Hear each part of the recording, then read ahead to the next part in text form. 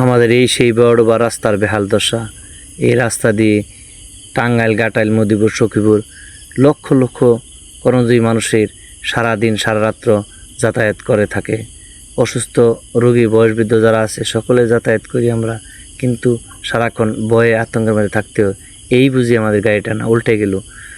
দুঃখের বিষয়, আমরা যতক্ষণ এই ভাঙ্গাচোরা রাস্তার মধ্যে থাকি ততক্ষণ আমরা মনে হয় কবে রাস্তাটা ঠিক হবে, মেরামত হবে এই কথা বলি, কিন্তু রাস্তার যখন পার হয়ে যায় তখন আমরা বলে যাই।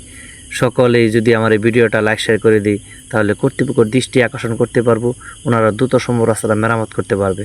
কিন্তু দুঃখের বিষয়, কত আজে বাজে ভিডিও আমরা ভাইরাল করি, কিন্তু দেশ ও জনগণের স্বার্থে, দেশের স্বার্থে সুন্দর একটা ভালো কাজ আমরা সকলে মিলে যদি প্রতিদিন একটি করে ভালো কাজ করি, ভালো কাজের সাপোর্ট করি, তাহলে আমাদের দেশ থেকে অনেক সমস্যার সমাধান হয়ে যাবে।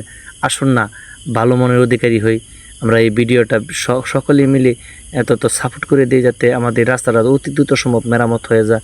এই রাস্তা, এই ভিডিওর বানানোর আমার ব্যক্তিগত কোনো স্বার্থ নেই, আমি ভিডিও থেকে কোনো টাকা ইনকাম করি না, দেশ ও জনগণের কথা চিন্তা করে ভেবে এই ভিডিওটা বানাচ্ছি।